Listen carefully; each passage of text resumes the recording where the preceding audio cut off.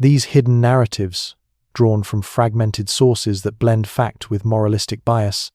compel a reflection on the human frailties underpinning grandeur, where the scandals of an empress and the torments of enslaved youths reveal the eternal tension between dominance and dignity in the heart of antiquity's mightiest realm. The fire's embers fade now, their glow faint as the lives erased by history's inexorable march through the annals of Tacitus and Suetonius, yet their whispers linger in the ash, faint echoes urging us to see the profound cost of empire paid in flesh and fear beneath the laurels of triumph and the cheers of adoring crowds in the Circus Maximus. Her legendary contest, whether rooted in truth or mythic slander, propagated by rivals like Agrippina to justify her ascent,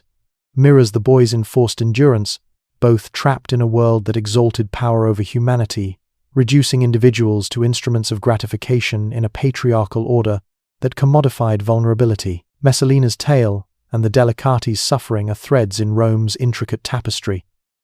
a city of gleaming marble temples and blood-soaked arenas, where unbridled desire fueled both the glory of conquests and the ruin of lives, intertwining ambition with exploitation in a civilization that erected aqueducts to quench thirsts while ignoring the parched souls of the subjugated. Even as Hadrian strengthened bans on castration in 117 AD, influenced by his Philhellenic reforms and Stoic advisors who advocated for humane governance, the trade persisted in shadows, evading imperial edicts through clandestine networks that smuggled youths from peripheral provinces, underscoring the limits of legal enforcement in a vast, decentralized realm. The boy's silence was a scream no one heard, muffled by the machinery of empire that prioritized expansion over empathy. On the frontiers, legionaries kept their own Delicati in tented camps along the limes, their canvas enclosures filled with the clink of armor and stifled sobs under starlit skies, providing companionship in harsh postings that demanded endurance amid barbarian incursions, a practice that extended Roman cultural norms to the empire's edges. In Pompeii, graffiti scratched into bathhouse walls crude names, pleas for mercy, and curses invoking Nemesis hint at their despair, preserved by Vesuvius's cataclysmic eruption in 79 AD. These etchings a rare glimpse into the voiceless anguish amid the city's vibrant erotic frescoes that celebrated bodily pleasures while ignoring their costs. Quintilian, in his Institutes of Oratory Book 7, notes with pedagogical concern how parents flaunted these boys before their own children, embedding the practice in Rome's culture as a normalized facet of elite upbringing, where exposure to such dynamics was seen as preparation for navigating power's hierarchies, much like rhetorical training honed orators for senatorial debates. Groomed in public baths where steam rose in billowing clouds and curling irons singed scalps to achieve the idealized curls of Greek statuary,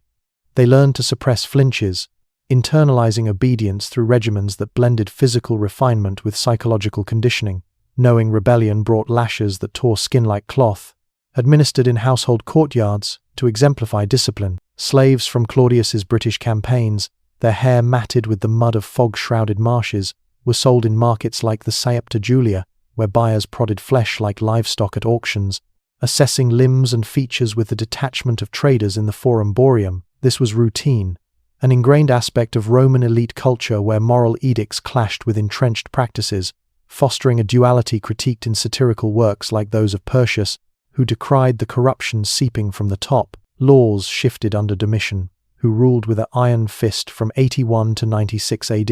executing senators on fabricated charges while indulging in private vices, but villas across the empire still housed youths trained to please, their identities erased in households from Ostia's humid baths, where steam-veiled illicit encounters in Thermae frequented by merchants and officials, to Antioch's dusty estates, where Hellenistic traditions lingered in opulent courtyards shaded by date palms. Martial's epigrams, Book 9, speak of Irenus, Domitian's favorite in the 82nd AD, a boy whose castration mocked the emperor's own ban of 82 AD, a decree ostensibly rooted in humanitarian concerns but undermined by personal hypocrisy, the contradiction as stark as the Flavian amphitheater's monumental arches rising from the ashes of Nero's palace. Sporus endured these public kisses in the Forum, the sun relentless on his veiled form, until Nero's fall in 68 AD, amid senatorial revolts and praetorian defections, left him vulnerable to successors like Vitellius and others, who perpetuated the abuse in their brief reigns, his eventual suicide a final act of defiance against the accumulating shame, a desperate reclamation of agency in a life defined by subjugation. Their wedding was a spectacle of excess, tables laden with roasted peacock tongues, sourced from exotic aviaries and delicacies from Parthian tributes. Nero's hands, possessive on skin still raw from the surgeon's intervention, his public displays are assertion of dominance that blurred eros with tyranny. Dressed in bridal veils of flame-hued silk, imported from distant Saracen looms and embroidered with golden threads symbolizing imperial divinity, Sporus was paraded as Empress through Rome's bustling streets, his litter swaying rhythmically as crowds gawked from the sidewalks, their murmurs a mix of awe and revulsion in a city accustomed to spectacles yet unsettled by such blatant inversion of gender norms. Castrated in a ceremony where blades glinted under the harsh lamplight of surgical chambers and blood stained the intricate mosaic floors depicting mythic conquests, Sporus endured the procedure amid invocations to Eastern deities, a ritual that echoed the eunuch cults of Cybele but served Nero's personal whims rather than religious devotion. In 67 AD, Suetonius writes in Nero chapter 28 of the emperor's fixation on Sporus, a boy whose delicate likeness to the deceased Poppaea Sabina haunted him like a spectre from the underworld, her memory invoking a twisted form of mourning that warped affection into possession. Nero's reign pushed this exploitation of Pueri Delicati to grotesque extremes, blending imperial theatricality with unbridled cruelty in a court where the boundaries between performance and reality dissolved amid the opulence of the Domus Aurea. Cultural depictions in literature and philosophy, while exposing these injustices, often served as veiled criticisms of imperial decay, urging reflection on the human cost sustaining Rome's grandeur, where the boys' silenced voices echoed the broader subjugation underpinning the Pax Romana. This lack of protections stemmed from a legal framework that prioritized social order over individual rights, with emperors like Claudius issuing sporadic reforms such as the Senatus Consultum Claudianum restricting unions between free women and slaves, but failing to address the core vulnerabilities of the Delicati, whose plight exemplified the moral paradoxes of a civilization that produced profound ethical discourses while institutionalizing exploitation. Roman law offered no shield. Under the Codex of the 12 Tables and subsequent edicts like the Lex Aquilia, slaves were classified as property, akin to livestock or tools, their bodies instruments for pleasure or profit without legal recourse, as jurists like Gaius later affirmed in delineating dominium as absolute ownership, rendering consent a whisper, no one heeded amid the empire's hierarchical edifice, their encounters devoid of reciprocity in establishments regulated by aediles but indifferent to suffering. A master's favor might bring ephemeral gifts, gold rings clinking on slender wrists, perhaps inlaid with carnelian gems from Indian trade routes, or privileges like finer meals of Lucrine oysters, elevating a boy temporarily above his peers, yet rejection precipitated swift downfall, sailed to urban brothels where straw pallets scratched skin raw and clients, from inebriated merchants to jaded patricians, cared little for gentleness. Seneca, in his Letters to Lucilius, letter 47, laments their plight with philosophical gravity, decrying youths trained from infancy to endure nightly torments in the opulent households of senators and equestrians, their smiles contrived facades for inner dread, a critique that underscores the Stoic ideal of equanimity clashing with the reality of human degradation. Petronius's Satyricon. Through the ostentatious feasts of Trimalchio, a freedman whose vulgar assent satirized the nouveau riche under Nero mocks yet unflinchingly reveals this world, with boys weaving among guests, amid platters of exotic dormice and peacock, their tunics of fine Milesian wool hiding welts from rough hands that groped with impunity, their roles a grotesque parody of hospitality in a society that equated wealth with unchecked license. Daily torments were woven into their existence, a ceaseless cycle of grooming with oils scented by Judean balsam and depilation using harsh resins from Egyptian sources, ensuring their forms remained smooth and inviting, while nights brought the true horrors. Summoned to triclinia where masters and guests reclined on couches embroidered with Tyrian purple, they circulated like living ornaments, their laughter brittle masks, concealing the dread of what followed in shadowed alcoves. Training began immediately upon acquisition, a rigorous regimen designed to mold them into paragons of compliance and allure, conducted in the secluded cubicular of urban domus or rural villas, where pedagogues, often themselves enslaved, Greeks versed in Hellenistic aesthetics taught postures, gestures, and subservience through repetitive drills under the threat of the ferula, a flat rod that left stinging welts without permanent scarring to preserve marketability. Their beauty, whether the ethereal pallor of Celtic youths or the olive-toned grace of Eastern captives, served as a currency traded among the elite, auctioned in venues like the Castor and Pollux Forum, where haggling voices mingled with the cries of the condemned, reducing human potential to transactional value in an economy fueled by war's spoils. These boys, whose youth was a commodity in a world where power demanded absolute submission, were not mere slaves but captives often no older than 10, plucked from teeming markets in Rome, Alexandria, or conquered lands like Gaul or Judea, where Roman legions had razed villages and chained survivors in the aftermath of triumphs celebrated with parades through the Forum. The broader experiences of the Pueri Delicati extended far beyond isolated imperial retreats, permeating the households of Rome's elite and reflecting a systemic exploitation embedded in the empire's social fabric. The island's isolation amplified these horrors, transforming Capri from a retreat of natural beauty, its azure grottos later immortalized in travelogues, into a symbol of imperial decadence, where the Pueri Delicati's silent suffering underscored the human cost of power, their stories fragments in historical records that prioritize emperors over the erased. This practice under Tiberius highlighted the cultural contradictions of Roman society,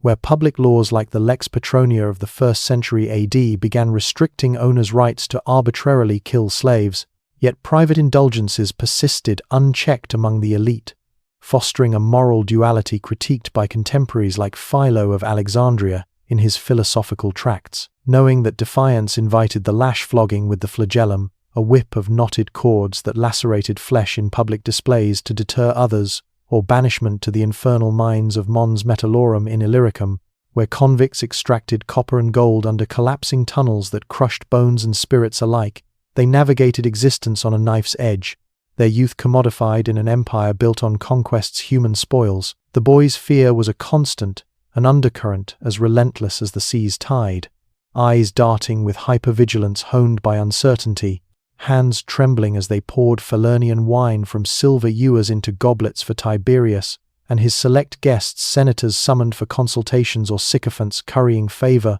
or endured worse in private alcoves. Their compliance, a survival mechanism in a culture that viewed slaves as instrumentum vocale, speaking tools per Varro's agricultural treatises. The psychological toll was profound, etching trauma into young minds conditioned to equate survival with submission, a dynamic that echoed the broader Roman slave psychology analyzed in later Stoic writings by Epictetus, who emphasized inner freedom amid external bondage but acknowledged the soul-crushing weight of such dehumanization. Followed by weeks of convalescence in dim cells carved into the island's tufa rock, where the damp chill exacerbated wounds bandaged with linen soaked in acetic solutions to ward off infection. Pain lingered like a pervasive shadow, gnawing at body and spirit in an era when analgesics were limited to opium poppies from Theban fields, administered sparingly to prevent addiction among the enslaved. The surgeon's knife, honed to razor sharpness by Alexandrian practitioners versed in Hippocratic texts that cautioned against such interventions yet provided anatomical guidance,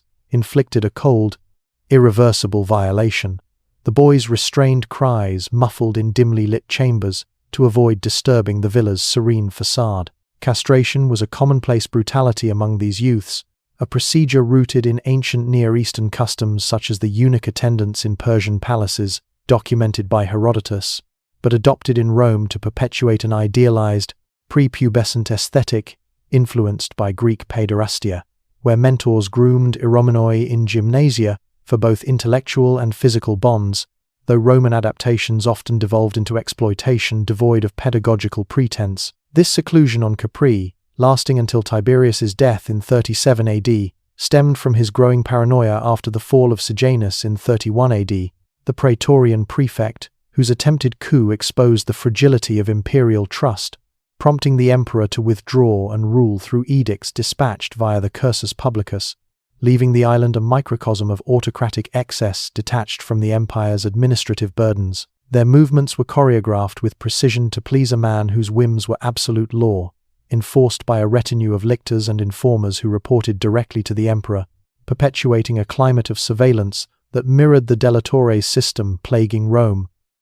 Where accusations of Mnesters could doom even the mighty, they performed in natural grottos hollowed by millennia of tidal erosion, where water dripped ceaselessly from stalactites, creating a rhythmic accompaniment that heightened the surreal atmosphere, the air heavy with myrrh incense imported from Arabian trade posts, its smoky tendrils masking the underlying coercion in a haze of exotic allure. These Pueri Delicati, selected for their youthful allure in slave markets that spanned from Delos to Ephesus, had their skin meticulously oiled with essences distilled from olive groves in Baetica, gleaming under the flickering torchlight of pine resin torches that illuminated nocturnal gatherings, casting elongated shadows that danced like spectres across frescoed walls depicting Dionysian revels. Within these walls, Tiberius housed troops of boys fair-haired Germans captured in the frontier wars along the Rhine, their pale complexions a novelty amid Mediterranean norms, and dark-eyed Syrians from the bustling emporia of Antioch,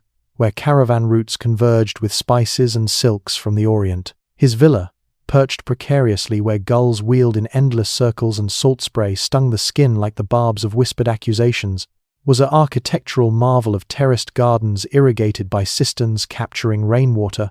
and opulent halls adorned with Hellenistic sculptures plundered from Greek sanctuaries, symbolizing the empire's cultural appropriation that blended Roman engineering with Eastern luxuries. This island, a verdant jewel off the Campanian coast once favored by Augustus for its serene vistas and thermal springs revered for their healing properties, became under Tiberius a secluded fortress of indulgence and isolation, far removed from the Senate's prying eyes in the Eternal City. Suetonius, in his Life of Tiberius, chapter 43, draws us inexorably to Capri in 27 AD, where the emperor retreated to towering cliffs that plunged dramatically into the Tyrrhenian Sea, its waves roaring like a primordial beast unleashed from the depths, crashing against jagged rocks with a force that echoed the unyielding authority of Rome's second princeps. Even as Hadrian strengthened bans on castration in 117 AD, incorporating humanitarian reforms influenced by Stoic philosophy and his own Philhellenic inclinations,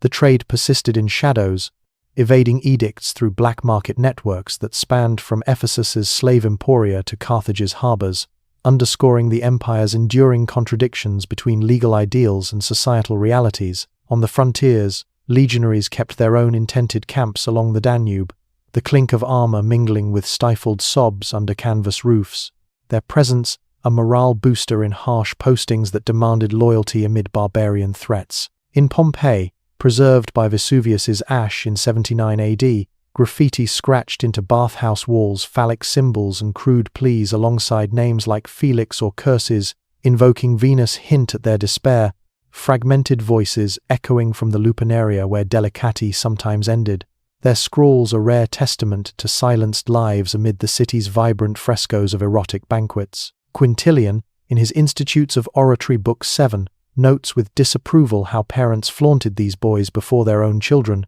embedding the practice in Rome's cultural ethos, where elite education included exposure to such dynamics, perpetuating cycles of normalization that blurred ethical boundaries. Groomed in public baths where steam enveloped bodies and curling irons singed scalps to achieve fashionable styles emulating Greek ideals, they learned to suppress flinches,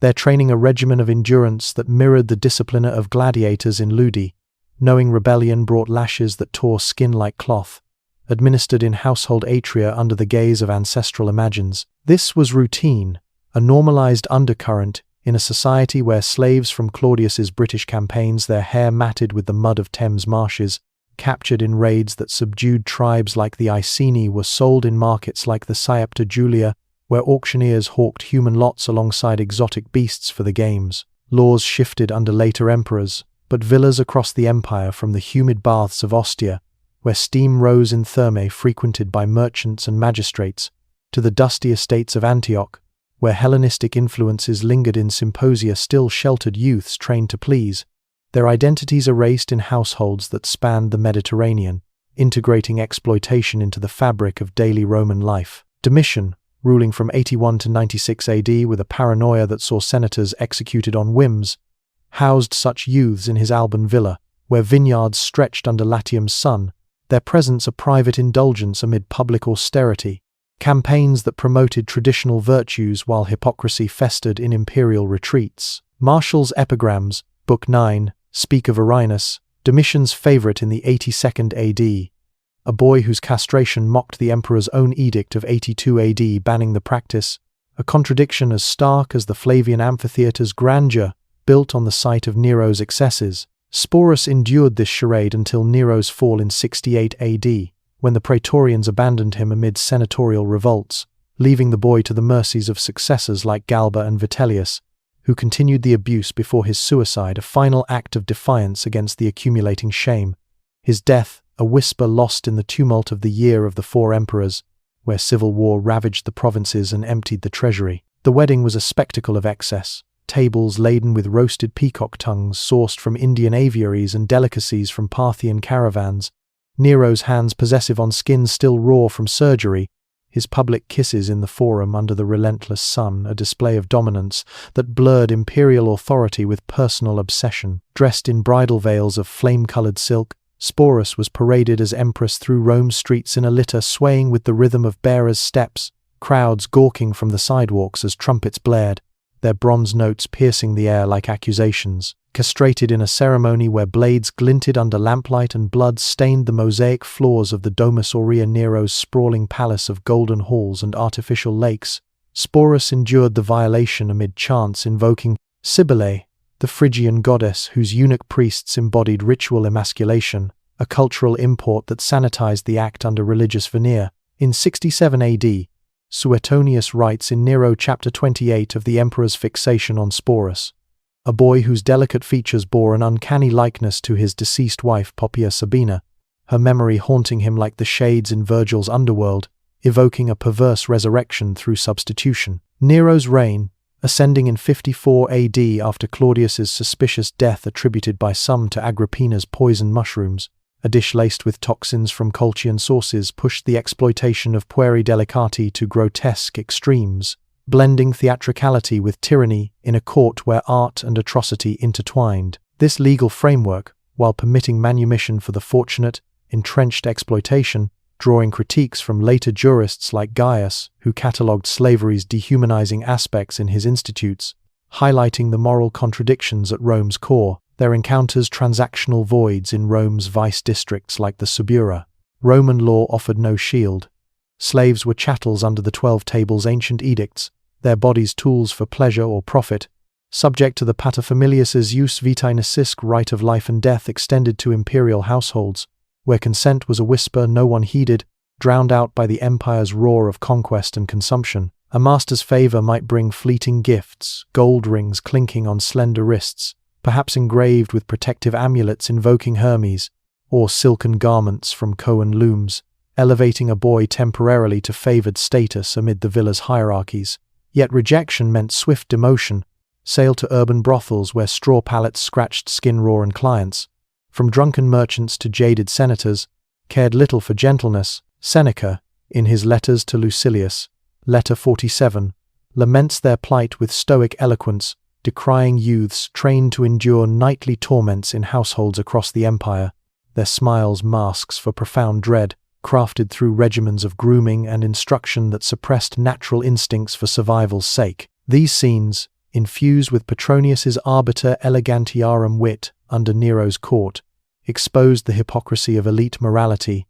where symposia devolved into debauchery fueled by Falernian wines, and the Delicates' roles blurred lines between service and spectacle in a society that celebrated excess while condemning it in literature. Petronius's Satyricon, through the ostentatious feasts of Trimalchio, a freedman whose vulgar opulence satirized the nouveau riche mocks yet reveals this world, with boys circulating among guests like delicacies on silver platters, their laughter brittle and forced, tunics of fine byssus linen, hiding welts from rough hands that groped without restraint. This terror mirrored the broader slave experience in Roman society, where the lex alia sentia regulated manumission but offered no protections against abuse, fostering a culture of absolute dominance that philosophers like Epictetus, himself a former slave,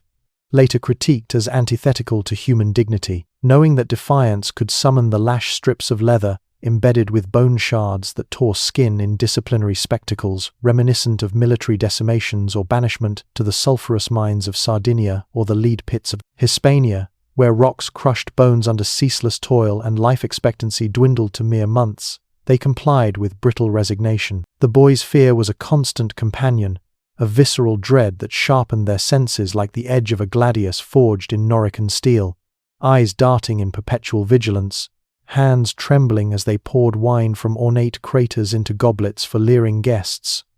or endured worse in the villa's private chambers where mosaics of mythic ravishments mocked their plight. These recoveries, documented in medical texts like Celsus's De Medicina, which outlined techniques using hot irons for cauterization to stem bleeding, left scars both physical and psychological. The boys' muffled cries, echoing in isolation as they healed under the indifferent gaze of guards, their vulnerability a commodity that heightened their value in the eyes of patrons. The surgeon's knife, often wielded by Greek Medici trained in Alexandrian schools where anatomical knowledge from Herophilus's dissections informed such procedures, inflicted a cold violation, severing not just flesh, but the promise of manhood in a single, agonizing cut, followed by weeks in dim cells hewn from Capri's volcanic rock, where pain lingered like a shadow, throbbing with every movement amid the damp chill that seeped from the walls. Castration was common among these Pueri Delicati, a brutal practice inherited from Eastern traditions like those of the Persian courts, but adapted in Rome to preserve youthful beauty and prevent maturation, ensuring the boys remained eternally boyish in a culture that idealized the Ephebi form from Greek pederastic ideals. As we delve deeper, the silent horrors of these Delicati unfold, their stories a poignant counterpoint to the grandeur of emperors and empresses, reminding us of the fragile humanity beneath the empire's marble facade. The boys' plight highlighted the empire's vast slave trade, fueled by wars that supplied captives from Parthian borders to British shores. Their lives a microcosm of the human costs underpinning Roman prosperity, where cultural norms tolerated pederasty among the elite as a Hellenistic inheritance, yet condemned its excesses in moral treatises by philosophers like Musonius Rufus. This retreat to Capri, a volcanic island sanctified by Augustus as a haven but transformed under Tiberius into a den of excess, exemplified the emperor's withdrawal from Rome's senatorial scrutiny, allowing unchecked indulgences that historians like Tacitus critiqued as symptomatic of tyrannical decay. They performed in grottos where water dripped ceaselessly from limestone ceilings, the air heavy with myrrh incense that masked the undercurrents of coercion, their movements choreographed to please a man whose whims were law, enforced by the ever-present threat of the Carnifex's tools. His villa, perched amid terraced gardens irrigated by innovative aqueducts channeling spring water, housed troops of boys, fair-haired Germans captured in frontier skirmishes, dark-eyed Syrians from Levantine trade hubs, their skin oiled to gleam under torchlight, fashioned from beeswax imported from Hymettus. Suetonius, in his biography of Tiberius, chapter 43, draws us to Capri in 27 AD, where the emperor retreated to cliffs overlooking a sea that roared like a beast unchained, its azure waves crashing against jagged rocks that mirrored the isolation of his rule. Their beauty, fair skin, lithe forms, or exotic features from distant provinces served as currency among the elite, auctioned in forums where buyers prodded flesh like livestock at the Forum Boreum, assessing value in a society that legally classified slaves as res mancipi, property subject to the dominus's absolute will. These were not mere slaves but captives, often no older than 10, plucked from bustling markets in Rome, Alexandria, or conquered lands like Gaul or Judea, where Roman legions had subjugated tribes and carted off human spoils alongside gold and grain. Now turn your eyes to a darker truth, one woven into Rome's very stones like the subterranean catacombs that honeycombed the city's outskirts,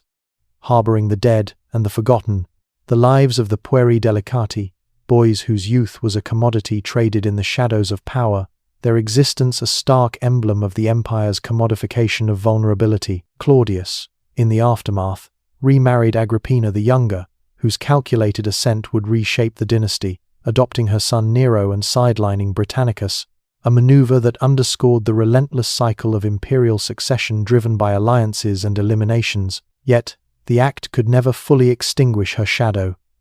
Whispers persisted in the bathhouses and tabernae, where plebeians recounted her scandals with a mix of awe and moral outrage, perpetuating her legend in oral traditions that eluded official censorship. This damnatio, documented by Tacitus as a swift senatorial response to preserve the regime's stability, reflected broader Roman attitudes toward posthumous reputation, where memory sanctions served as deterrents against treason, akin to the fates of Sejanus under Tiberius or the Pisonian conspirators later under Nero. Inscriptions bearing her name, etched into triumphal arches and dedicatory plaques commemorating Claudius's achievements, were meticulously chiseled away by stonemasons under imperial orders, leaving scarred surfaces that bore mute testimony to her erasure. A cultural ritual that extended to coinage where her profile was defaced or melted down in forges fueled by Iberian charcoal. Her statues, once gracing temples and public squares from the Capitoline to the provincial forums of Gaul,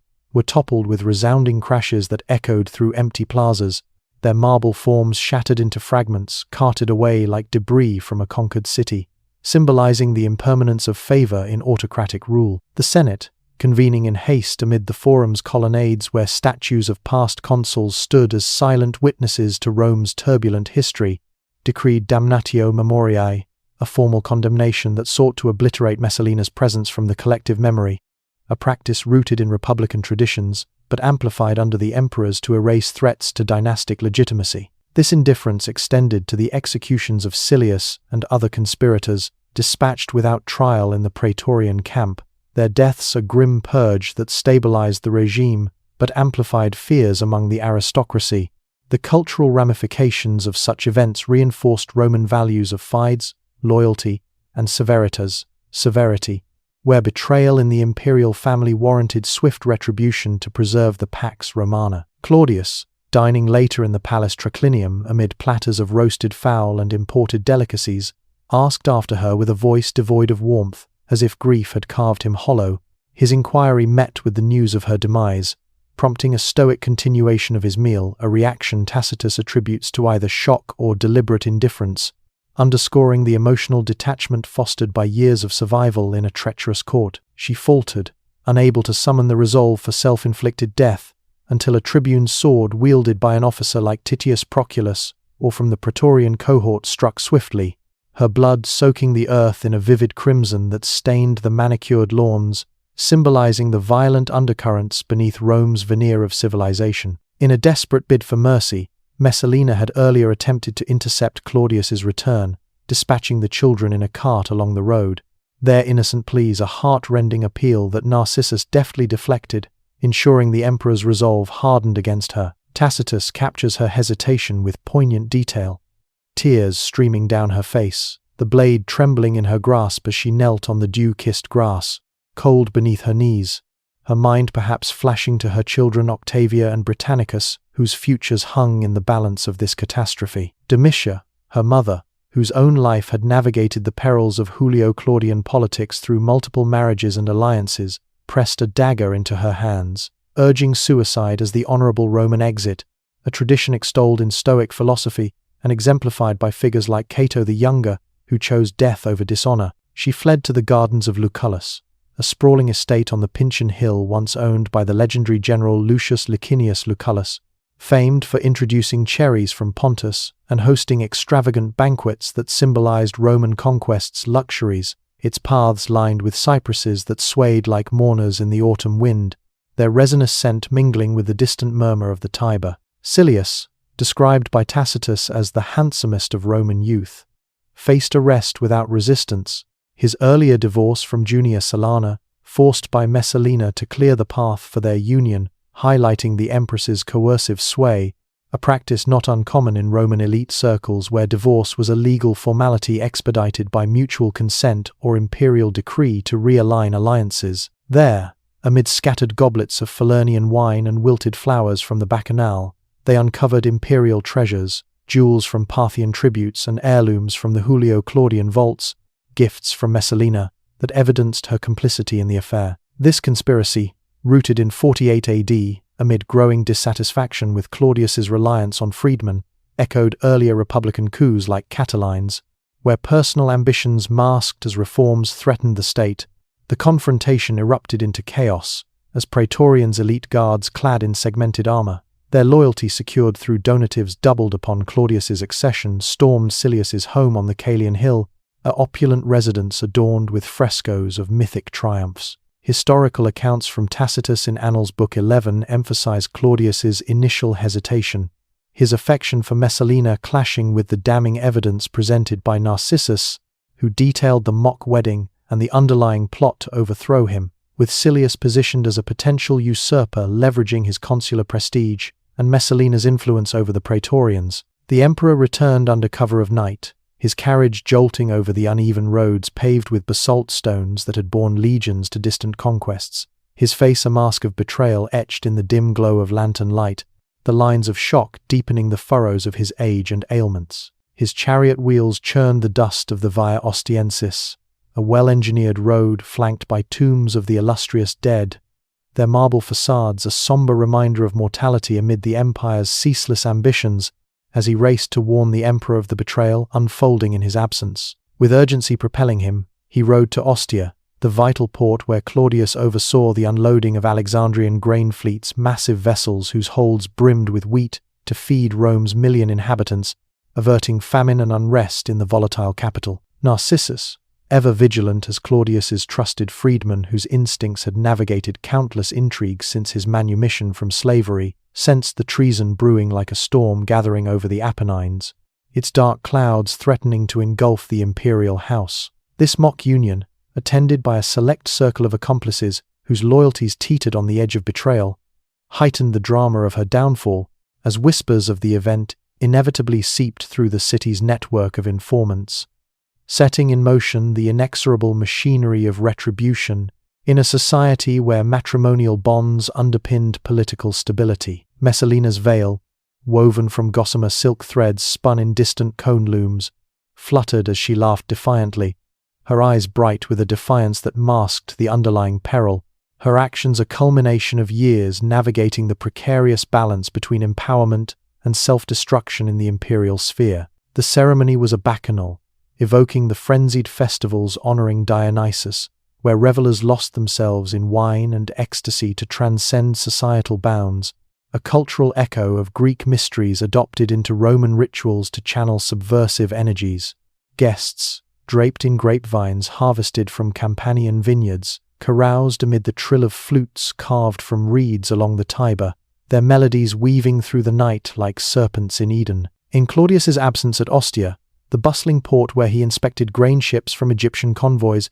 vessels laden with wheat that sustained Rome's populace through the Annona, their hulls bobbing on waves that shimmered like polished bronze under the Mediterranean sun, they staged a mock wedding, a audacious parody of sacred rites that flirted with treason. This liaison transcended mere passion, evolving into a dangerous political gambit in an era when affairs often masked coups, reminiscent of earlier intrigues like those surrounding Julius Caesar's liaisons that blurred personal desire with state ambition. Silius's whispers of rebellion stirred her blood, his words laced with visions of a new order where he might ascend as her consort, exploiting the discontent simmering among the legions and Senate weary of Claudius's administrative reforms that centralized power away from traditional elites. In these retreats, surrounded by orchards heavy with ripening fruit from Iberian grafts, their bodies tangled on couches strewn with rose petals scattered like omens of impending ruin, the air thick with the musk of jasmine incense burning in bronze censers imported from Syrian workshops.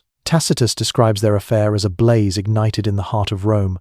clandestine meetings unfolding in secluded villas on the outskirts of the city, where ivy clung tenaciously to ancient columns, their verdant tendrils symbolizing the entwining of fate and folly in Roman lore. Her unraveling began with Gaius Silius, consul designate in 48 AD,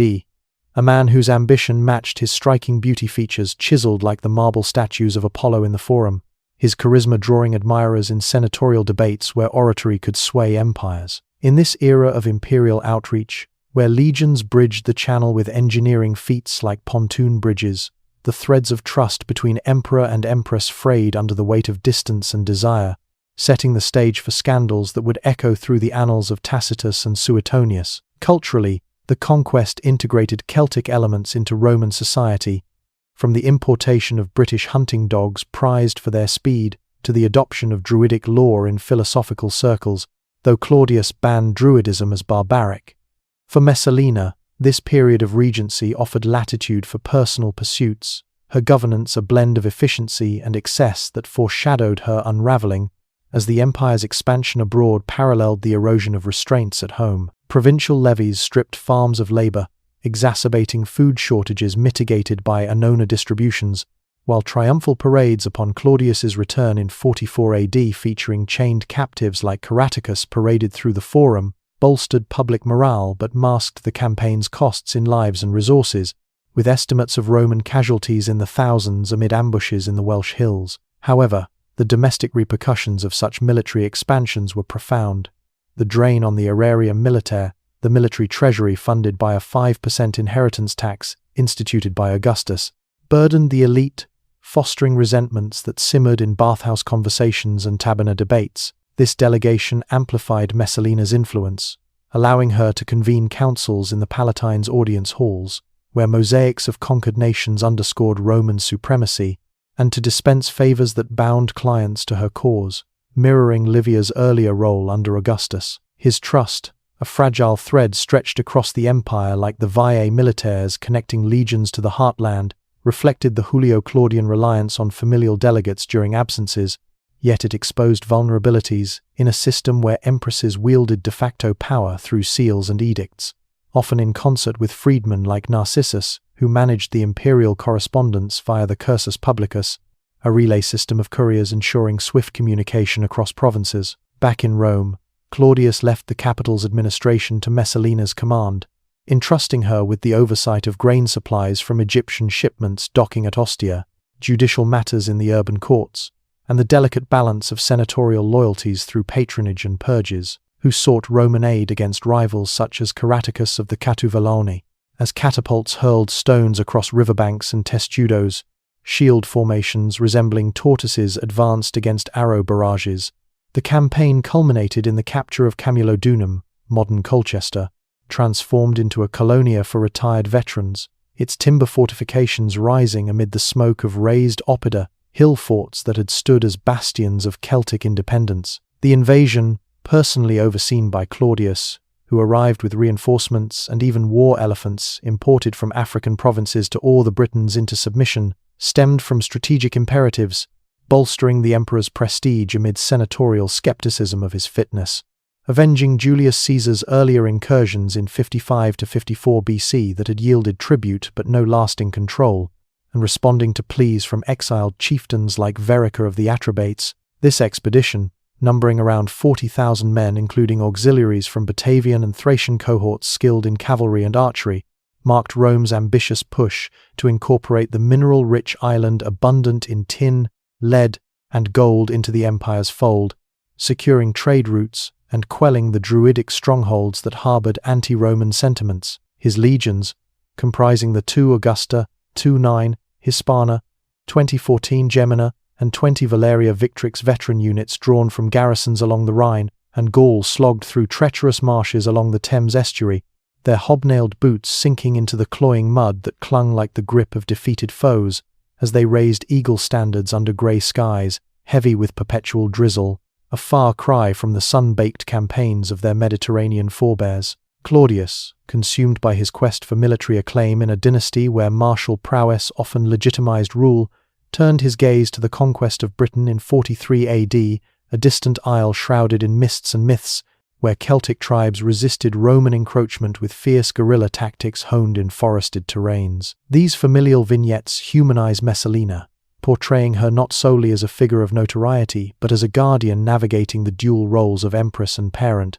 where every lullaby sung in the nursery carried the subtext of legacy preservation, and playtime in verdant enclosures offered brief respites from the empire's relentless demands. Though the betrothal later unraveled amid the shifting sands of court politics, Silanus falling victim to accusations that echoed Messalina's earlier maneuvers against his kin, it underscored her efforts to secure her children's futures in a dynasty haunted by premature deaths and usurpations, much like the fate of Germanicus's progeny under Tiberius. This engagement, formalized with rituals invoking Juno Pronuba, reflected the cultural imperative of matrimonial diplomacy in Roman society, where daughters served as bridges between powerful clans, their unions often sealed with dowries including estates in fertile Campania or shares in lucrative trade ventures along the Mediterranean routes, emphasizing piety and resilience amid the empire's opulent yet treacherous environment. Octavia, delicate and quiet with a demeanor that evoked the serene statues of Vestal virgins in the Forum,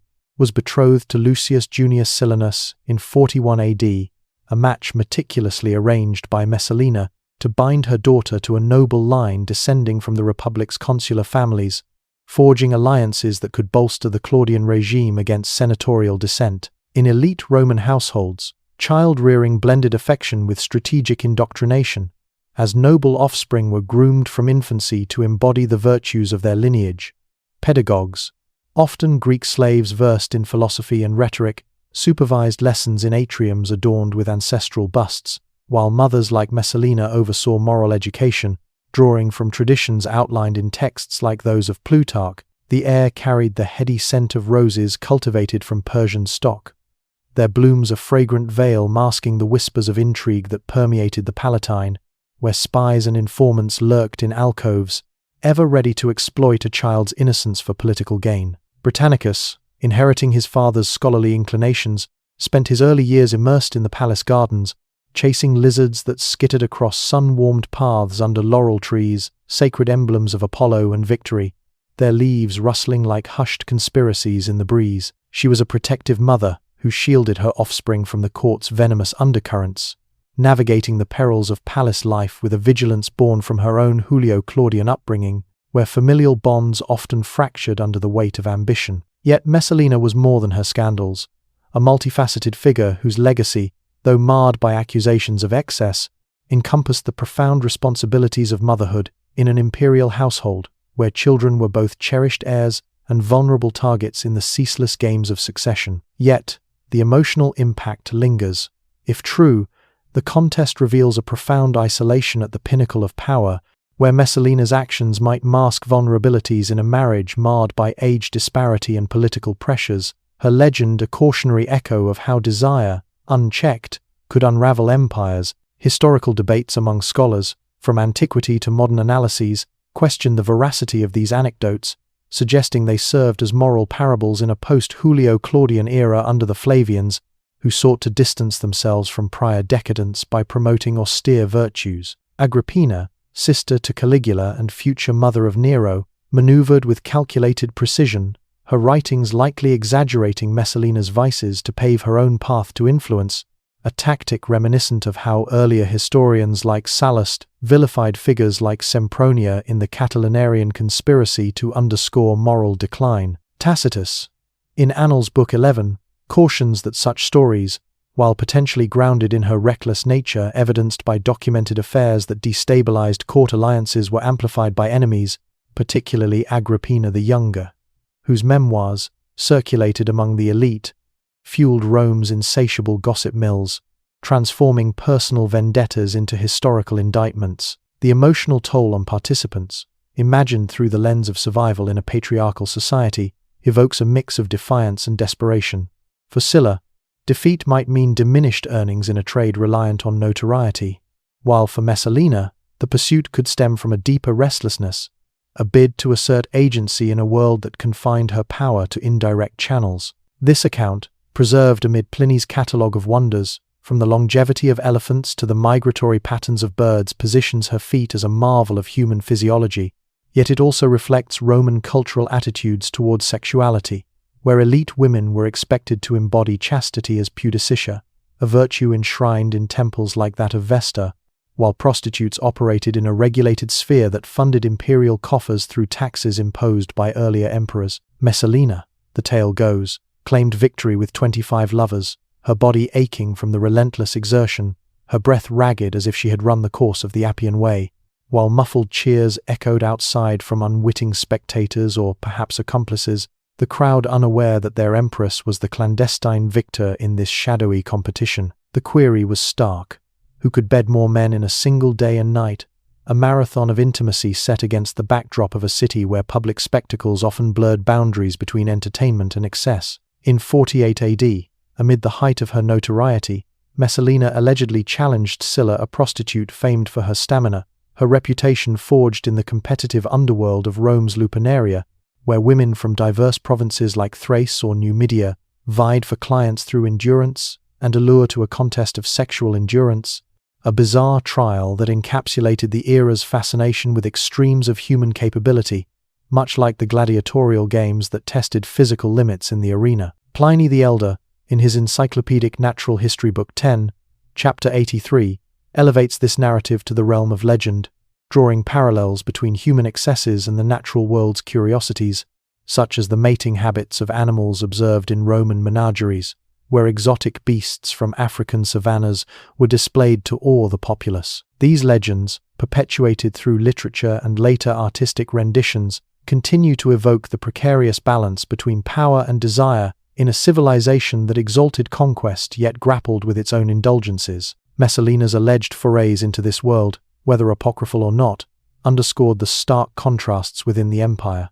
An empress descending from palatine luxury into plebeian squalor, her actions symbolizing the inversion of hierarchies that both fascinated and horrified Roman chroniclers, much as festivals like the Saturnalia temporarily upended social norms to release societal tensions. In the broader social context, prostitution in ancient Rome served as a microcosm of class disparities and economic exploitation, with many sex workers being enslaved women from conquered territories like Greece or Asia Minor,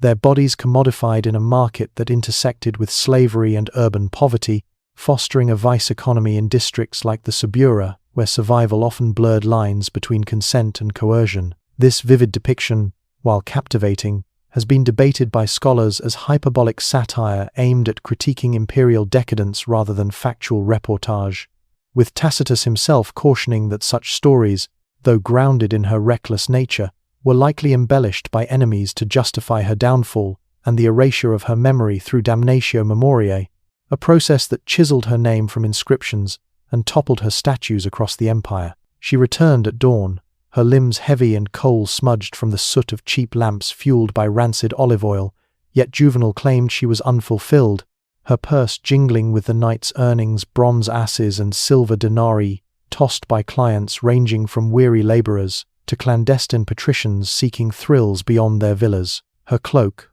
perhaps a rough woolen palla to conceal her imperial rings forged from gold mined in Dacian provinces, shrouded her identity, but her eyes betrayed a hunger no coin could sate, a relentless drive that Juvenal portrayed as insatiable, drawing on cultural tropes that equated female promiscuity with moral decay threatening the mos maiorum, the ancestral customs upholding Roman virtue. These lupernaria, named after the she-wolf for the howls of solicitation, featured cramped cells with straw pallets that scratched bare skin and oil lamps that smoked thickly, casting hazy glows over graffiti-scarred walls depicting explicit acts, much like the erotic frescoes preserved in Pompeii's brothels that reveal prostitution's integration into daily Roman life across social strata, a legal status barring them from respectable society and marking them with distinctive attire like the male toga instead of the matron's stola. Disguised as Lysiska, a common prostitute pseudonym meaning she-wolf, evoking the feral hunger of Rome's founding myth. With Romulus and Remus, she allegedly worked in brothels,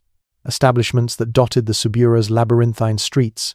legally sanctioned yet socially stigmatized in a society where prostitution was widespread and taxed since Caligula's reforms, providing revenue for public works while consigning sex workers to infamia. Juvenal, in his Satire 6, lines 114 to 135, describes her nocturnal escapes to the Subura, Rome's notorious underbelly, a densely packed district nestled between the Esquiline and Viminal hills, where the elite's villas gave way to ramshackle insulae, teeming with immigrants, freed slaves, and the urban poor. Its narrow alleys reeked of spilled ale from dingy tabernae and the acrid stench of unwashed bodies crammed into overcrowded tenements. These accounts, often amplified by political adversaries like Agrippina the Younger, whose memoirs fueled the narratives to elevate her own son Nero, blend potential kernels of reality with exaggerated moralistic fiction, reflecting broader Roman anxieties about unchecked female sexuality and the corruption of imperial power.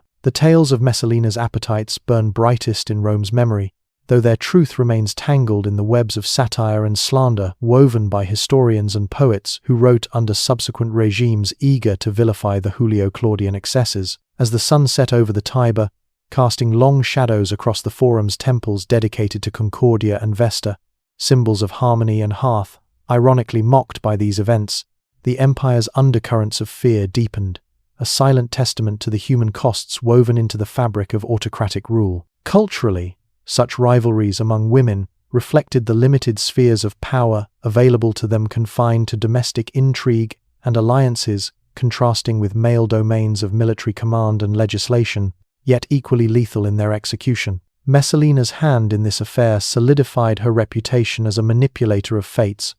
her jealousy not merely personal but a strategic tool to eliminate potential claimants or influencers who might sway Claudius, whose trust in her remained a fragile bulwark against the Senate's resentments. In Rome, the news spread through the tabernae and bathhouses, where plebeians and patricians alike murmured in hushed tones, their conversations laced with caution lest informers overhear, perpetuating a culture of surveillance that bound the populace in silent complicity. This event paralleled other imperial purges, such as the elimination of Sejanus's family under Tiberius, where children and associates were systematically dispatched to consolidate power, fostering an atmosphere of pervasive dread that Tacitus describes as a reign of terror suffusing the capital. Livilla's demise sent ripples through the court, instilling a deeper fear among the aristocracy,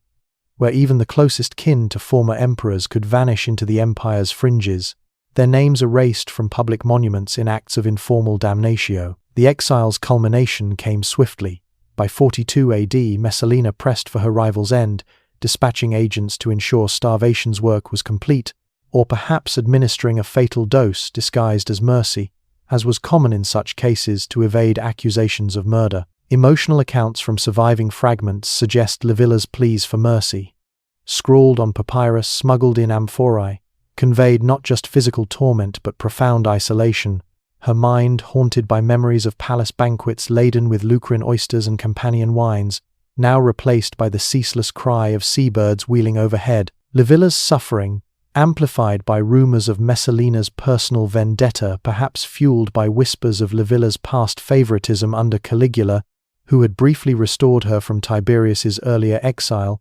highlighted the precarious position of women in the imperial family, where beauty and bloodline could invite alliance or annihilation. Tacitus and Suetonius alike document how such punishments, often instigated by imperial women like Messalina or her predecessor Livia, weaponized jealousy into state policy, exploiting the paterfamilia's authority extended to the emperor over his kin. Her body wasted under this assault, the elegant stola she wore upon arrival fraying into rags, her frame shrinking as starvation took hold, a slow, deliberate death engineered to avoid the scandal of outright execution while achieving the same end. This ordeal evoked the broader plight of exiled nobility in Roman society, where banishment severed individuals from the urban heartbeat of Rome, stripping them of client networks and senatorial influence that defined status. Her once lustrous hair, previously oiled with essences from Arabian myrrh and styled in elaborate curls favored by elite Roman women,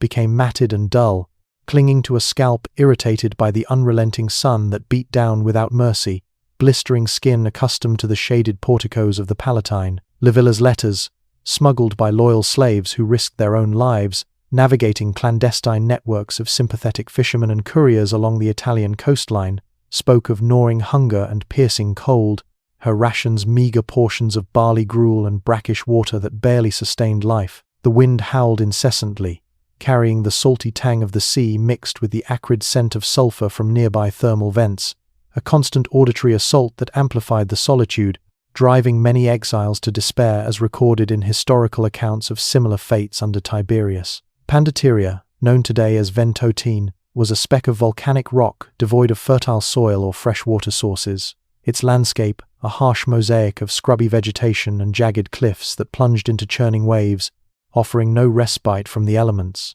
This act of banishment, cloaked in accusations of adultery and conspiracy charges, often leveled against female rivals in the Julio-Claudian court to exploit societal norms equating feminine virtue with political loyalty, mirrored earlier purges, such as Augustus's exile of his daughter Julia to the same desolate island for alleged indiscretions, establishing a grim tradition where remote confinement eroded both body and spirit. In 41 AD,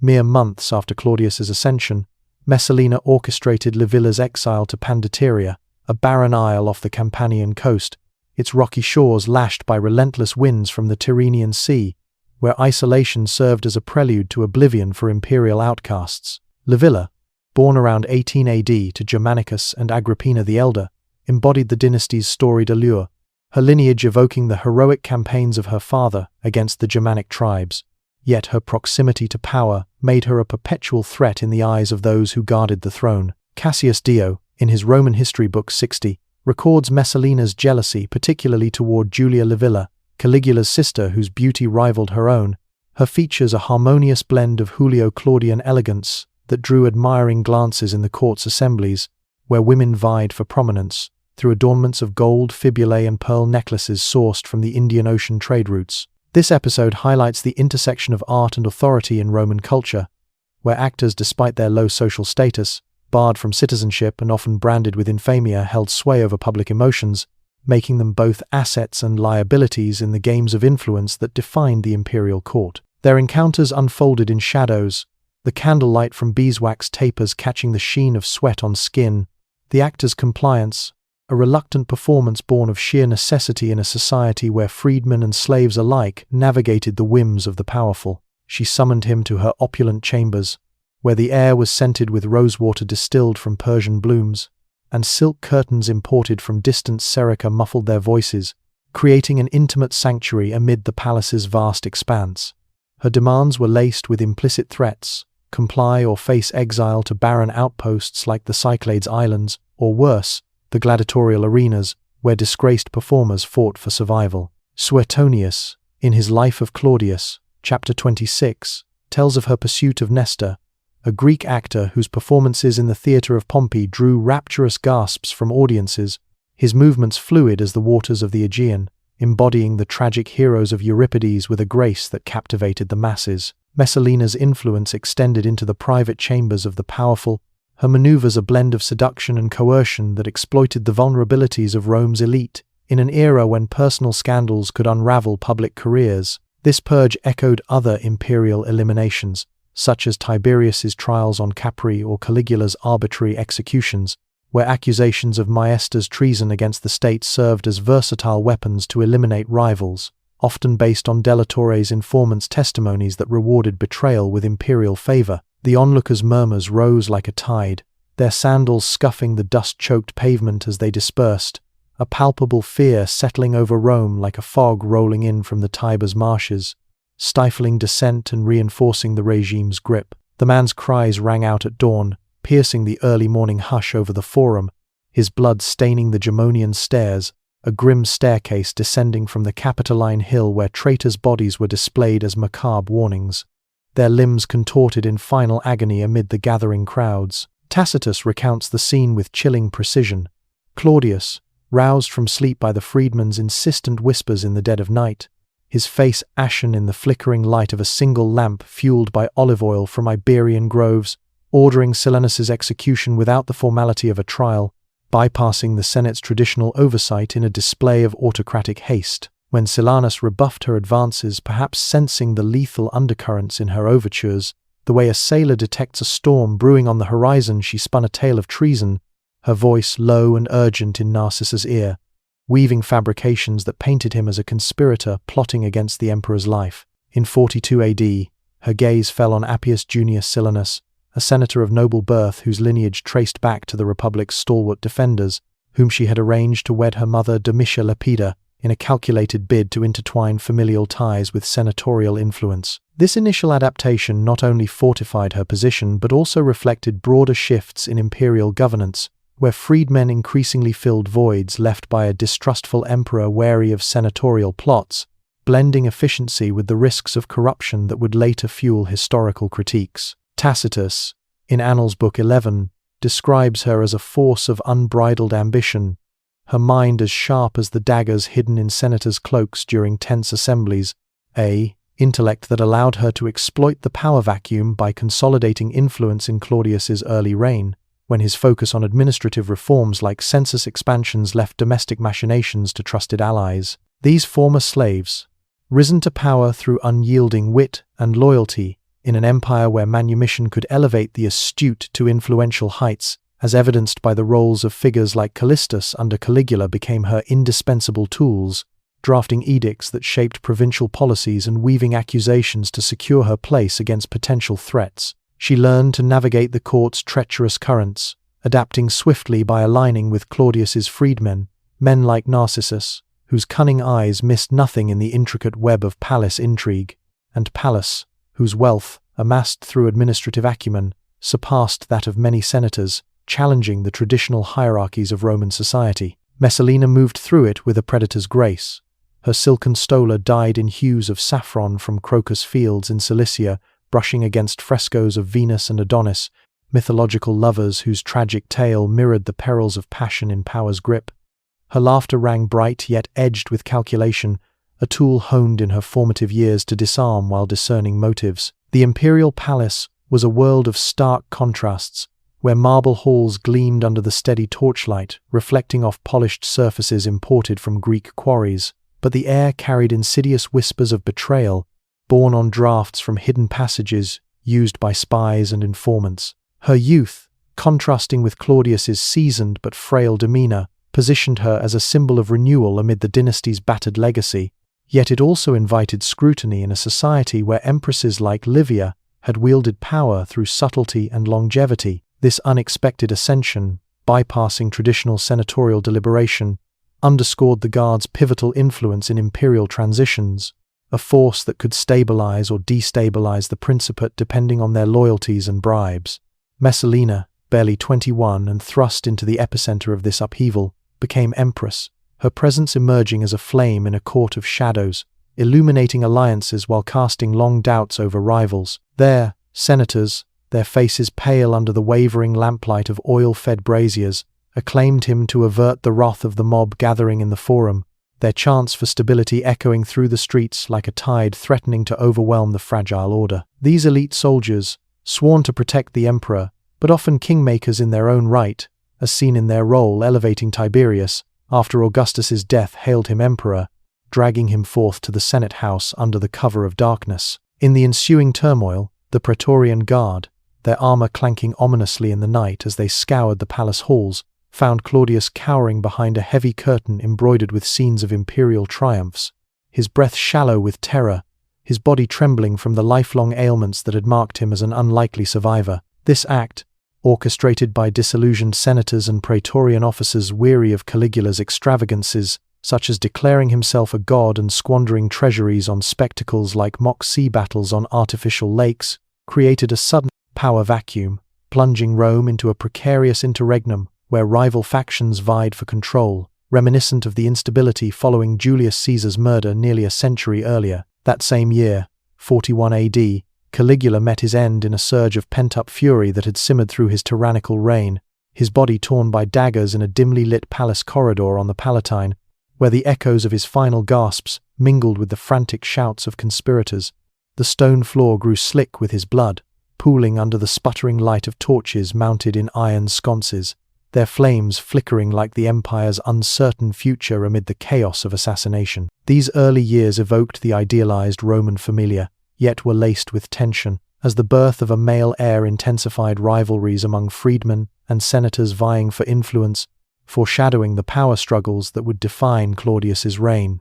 In this environment, the children's laughter echoed through atriums adorned with spoils from eastern campaigns, a fragile harmony amid the empire's relentless demands for succession and stability. Amid palace life, where frescoes of heroic ancestors loomed over cradles carved from imported cedar, Messalina oversaw her children's upbringing with a blend of maternal devotion and calculated foresight, engaging pedagogues to teach basic letters on wax tablets while shielding them from the court's poisonous intrigues. The significance of heirs in imperial politics cannot be overstated. In a system without formal primogeniture, sons like Britannicus represented safeguards against dynastic collapse, their education in rhetoric, philosophy, and governance, preparing them for potential rule, while their vulnerability to poisoning or exile, common fates in Julio-Claudian history, heightened the stakes of parental protection. His naming drew from the Claudian gens, and the honorific Germanicus bestowed on his grandfather Drusus for victories over Germanic tribes, adhering to Roman conventions where male heirs bore tria nomina pronomen, nomen, and cognomen to perpetuate lineage and military glory, often augmented with agnomen for notable achievements. In 41 AD came Tiberius Claudius Germanicus, later called Britannicus in commemoration of his father's eventual conquest of Britain, a boy whose birth coincided with a Rome on the brink of chaos, as whispers of discontent against Caligula's tyranny rippled through the Senate like tremors preceding an earthquake. Such scenes, though fleeting, humanized the imperial household, contrasting the public facade of stoic authority with private tenderness, yet always underscored by the strategic value of children as pawns in alliances. Octavia's future betrothals would serve to bind noble families, much as Augustus had orchestrated unions to stabilize his regime. Family moments unfolded in rare respites, Messalina cradling her daughter under arbors heavy with blooming roses imported from Paestum, their petals scattering like confetti during festivals, while Claudius, his scholarly demeanor softening, recited verses from Ennius to instill early appreciation for Rome's literary heritage. In the opulent nursery of the Palatine, surrounded by wet nurses selected from loyal provincial households and midwives, versed in Greek medical texts like those of Silanus, Octavia's cries mingled with the distant clamor of the forum below, a poignant reminder of the empire's bustling life beyond the marble walls. This naming convention honored Octavian Augustus, her great-grandfather, embedding her identity in the foundational legacy of the Principate, where female names often reflected paternal or ancestral ties to reinforce familial prestige. In 39 or 40 AD, Claudia Octavia was born, a delicate girl with her mother's dark, searching eyes that seemed to absorb the palace's intricate shadows. Her tiny form swaddled in linens dyed with Tyrian purple, a rare pigment extracted from murex snails harvested along Phoenician coasts, symbolizing imperial exclusivity and the vast trade networks that funneled luxuries to Rome's elite. The marriage bore fruit quickly, a testament to the union's vitality amid the court's watchful eyes, where fertility was not merely a personal blessing but a political imperative, ensuring the continuity of the Julio-Claudian line against the ever-present threats of usurpation and extinction that had plagued the dynasty since Augustus's heirs dwindled. Yet, the union's foundations in pragmatism rather than passion set the stage for future tensions, as the empire's stability hinged on heirs who could perpetuate the Julio-Claudian line amid omens like comets that ancients interpreted as portents of change. As the chants faded and the incense dissipated, the newlyweds stepped into a future where personal desires intertwined with the relentless machinery of power, their bond a microcosm of Rome's enduring quest for continuity amid chaos. This alliance thrust Messalina into the heart of imperial dynamics, where her youth contrasted sharply with Claudius's age and ailments, potentially fueling court gossip that portrayed her as a vibrant force beside a diminished consort. Historical insights from Suetonius underscore how such disparities often bred resentment and intrigue, with wives like Livia Drusilla wielding subtle influence over husbands to shape policy, a precedent Messalina might have emulated. The ceremony, likely held in the imperial residence on the Palatine, would have featured libations poured from silver vessels engraved with scenes from Roman mythology, reinforcing the couple's ties to the deified Augustus, whose cult permeated public life. Amid the opulent display, slaves circulated with platters of delicacies, dormice fattened on acorns and flamingo tongues sourced from African provinces, symbolizing the empire's vast resources mobilized for elite rituals. Messalina's marriage to Claudius, her maternal uncle, exemplified the endogamous practices that concentrated power within the imperial clan, though it flouted traditional Roman incest taboos. Softened by divine pretensions, emperors like Caligula claimed descent from gods to justify such arrangements. In the broader context of Julio-Claudian marriage alliances, such unions were instruments of statecraft, echoing Augustus's own policies that interwove families to forge loyalty and prevent usurpations, as seen in the betrothals of his daughter Julia to successive heirs. Guests, clad in togas embroidered with gold threads depicting imperial eagles, symbols of Jupiter's favor and Roman dominion, whispered of alliances sealed in bloodlines, their conversations laced with speculation about how this match might stabilize the succession amid Caligula's erratic rule. Priests from the College of Pontifices chanted invocations to Juno, goddess of marriage, under a canopy of silk imported from the distant Silk Road caravans that traversed Parthian deserts, the fabric shimmering like the Tiber at dawn. The air grew thick with incense from Arabian frankincense, its aromatic smoke curling upward in spirals that invoked divine blessing while masking the underlying tensions of a union born from political necessity rather than affection. Their wedding was a spectacle of power, not love, orchestrated to consolidate alliances within the fractured Julio-Claudian family, where marriages served as strategic pacts to mitigate the threats of civil strife that had plagued the transition from republic to empire. This scholarly pursuit not only preserved his life amid familial purges such as the exile of his brother Germanicus's children, but also enriched Roman historiography, as Claudius later authored works on the Etruscans and Carthaginians, drawing from ancient sources to preserve cultures subsumed by Roman hegemony. His hands, ink-stained from meticulously copying histories by authors like Livy, whose Ab Urbe Condita chronicled Rome's rise from humble origins, bore testament to a mind sharpened by erudition rather than the sword,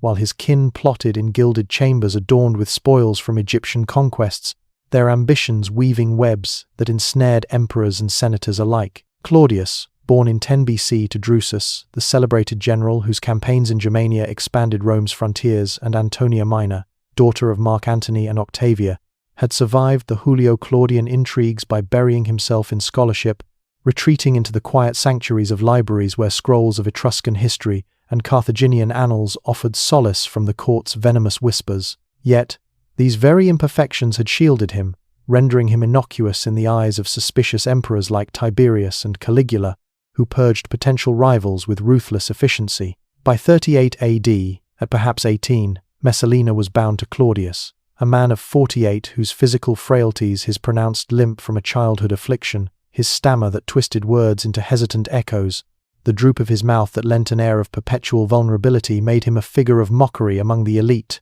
who whispered derisive epithets in the shadowed porticos of the Forum, likening him to a relic unfit for the grandeur of imperial lineage. Childhood in such a world was fleeting, a transient phase overshadowed by the inexorable demands of dynastic duty, where noble daughters transitioned swiftly from the sheltered gardens of youth to the calculated arenas of matrimonial politics. This education, blending sensory immersion with cultural indoctrination, honed her acuity for the court's labyrinthine games, where every alliance carried the potential for elevation or ruin, much like the gladiatorial spectacles in the amphitheaters that entertained the populace while mirroring the elite's own perilous contests for power. Childhood in such a world was fleeting, a brief interlude of innocence amid the accelerating demands of status and survival. By 38 AD, at perhaps 18, she was bound to Claudius, her transition from girlhood to matron marking the inexorable pull of dynastic imperatives that defined the lives of Julio-Claudian women. Ancestral traditions loomed large,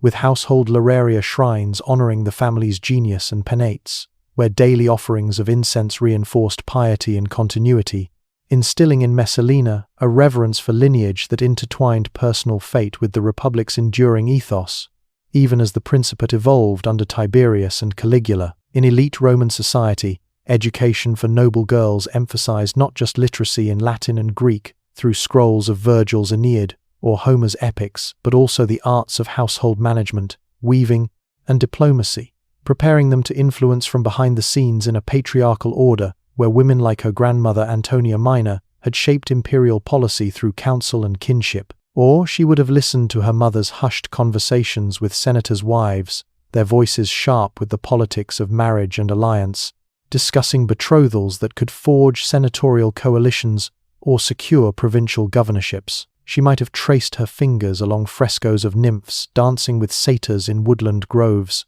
their painted eyes seeming to follow her with an enigmatic gaze, as if imparting secrets of the natural world's untamed passions. These wall paintings, executed in vibrant pigments from Egyptian blue and cinnabar red, reflected the Hellenistic influences permeating Roman art, blending Greek aesthetics with local themes to cultivate a sense of cultural superiority. Fountains sprayed arcs of water drawn from aqueducts like the Aqua Appia, engineering marvels that quenched the city's thirst, catching the sunlight and scattering rainbows over meticulously trimmed laurel hedges, symbols of victory and Apollo's favor, often woven into wreaths for triumphant generals. In this milieu, Messalina's childhood unfolded amid the privileges of nobility, yet shadowed by the awareness of the empire's vast underclass, whose toils underpinned the opulent facade. As a child, Messalina would have wandered the Palatine's gardens, a verdant oasis atop the hill where emperors and aristocrats sought respite from the urban clamor below. This olfactory tapestry served as a poignant reminder that Rome's grandeur rested on labor and lost the sweat of enslaved workers from Gaul and Syria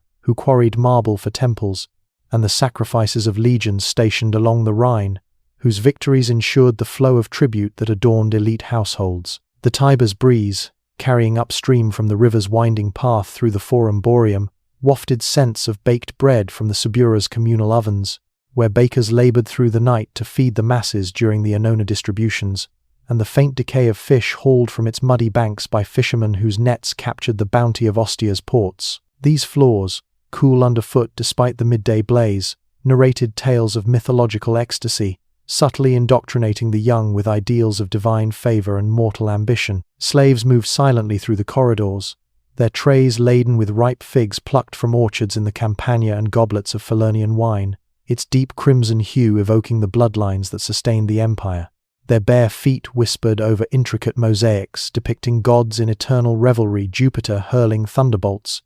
Venus entwined with Adonis artworks crafted by artisans from across the provinces, symbolizing Rome's dominion over distant lands and cultures. Messalina's earliest memories would have been of summer heat baking the terracotta roofs of the family's domus, the air shimmering like a veil over the eternal city, where the relentless sun transformed stone into a furnace that tested the endurance of both patricians and plebeians alike. Domitia Lepida's own life, marked by multiple marriages and scandals, mirrored the turbulent fates of Julio-Claudian women, who wielded influence through subtlety rather than overt authority, their salons becoming crucibles for plots that could elevate or destroy emperors. In this crucible of lineage and intrigue, young Messalina emerged, her path destined to intersect with the throne in ways that would etch her name into history's annals of notoriety and nuance. This upbringing in a household pulsing with ambition would shape Messalina's worldview, instilling a keen awareness of power's fragility, much like the aqueducts that channeled life-giving water to Rome but could crumble under sabotage. Historical accounts from Suetonius highlight how such elite families balanced public duty with private machinations, often using daughters as pawns in matrimonial strategies to secure senatorial support or provincial loyalties. Yet, beneath the veneer of opulence lay the shadows of recent upheavals. The civil wars that had ended the Republic still lingered in collective memory, fostering a culture of vigilance where even kin could turn foe, as evidenced by the executions under Tiberius that pruned the imperial family tree. The family's domus, adorned with spoils from eastern campaigns, such as intricate mosaics depicting triumphs over Parthia, hummed with the activity of clients seeking patronage, their petitions adding layers of obligation and opportunity. From her earliest days, Messalina would have absorbed the weight of this heritage, surrounded by household slaves reciting epic tales of Roman valor, while tutors imparted lessons in rhetoric and genealogy,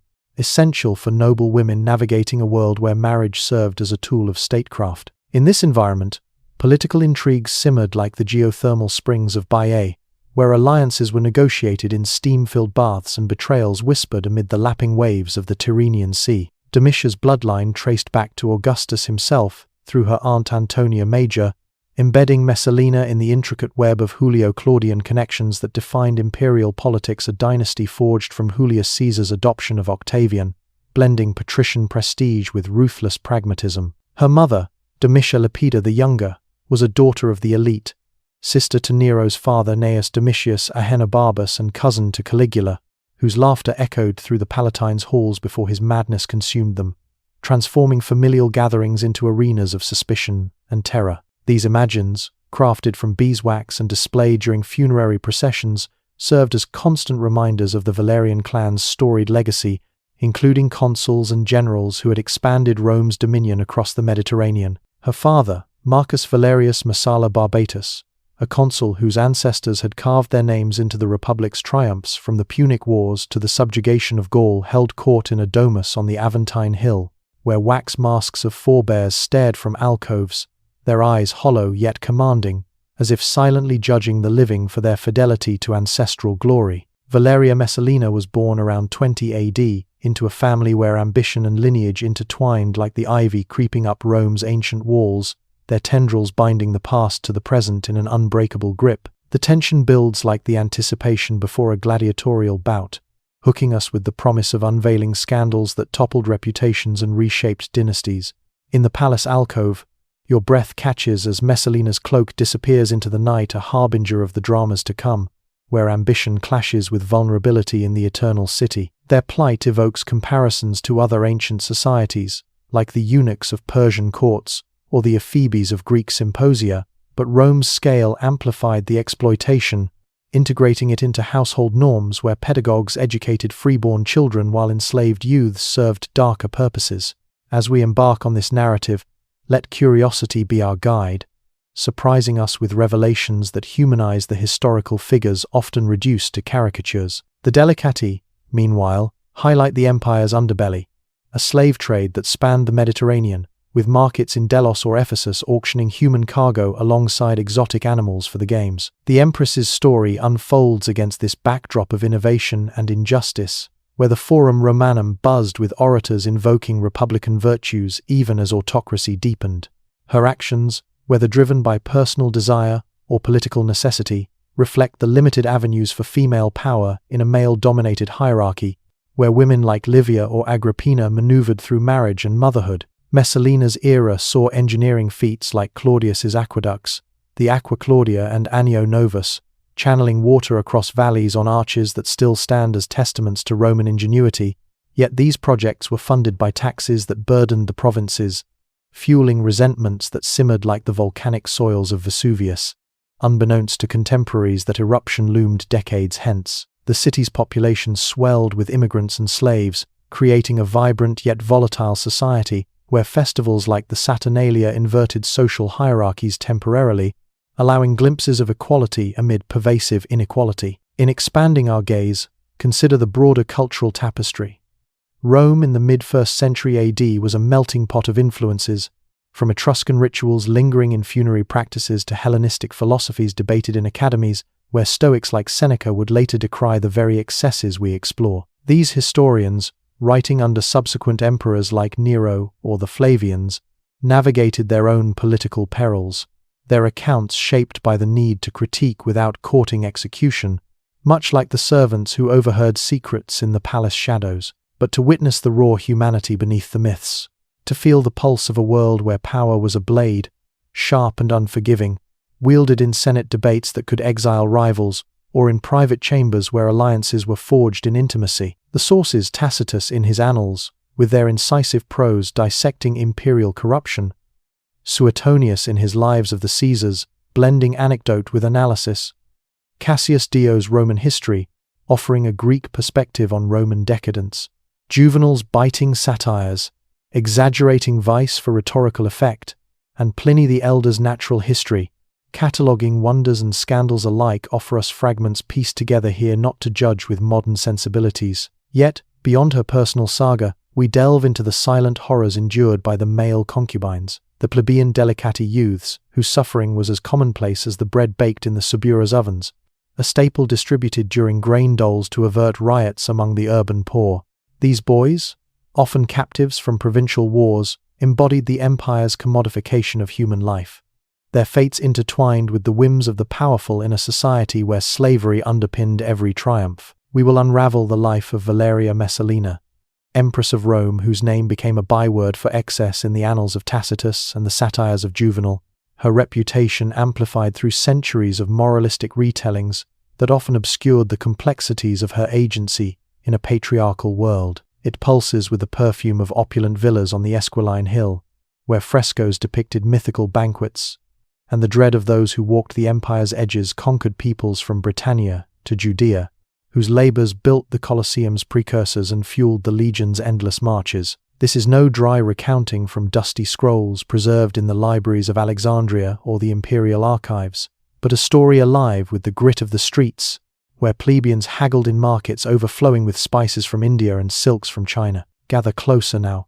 Let the fires crackle, their flames leaping like the torches that illuminated nocturnal processions through Rome's forums. Weave through the tale, its embers casting light on a Rome both dazzling and decayed, a metropolis of aqueducts, engineering marvels that quenched a million thirsts, yet riddled with sewers that overflowed during floods, symbolizing the empire's precarious balance between innovation and entropy. and please comment below to let me know where you are listening from.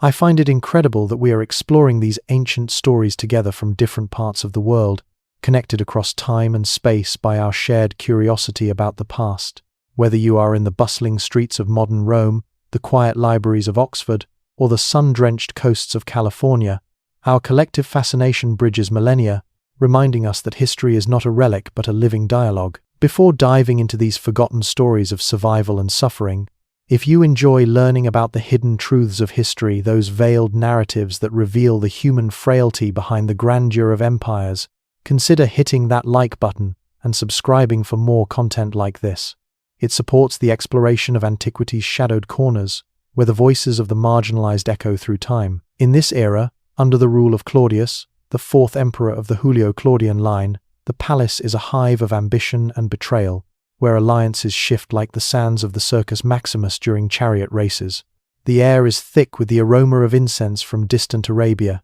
burned to appease the gods, but no offering can mask the undercurrent of dread that permeates these halls. Fear knots your stomach, twisting like the ropes that bind gladiators in the arena.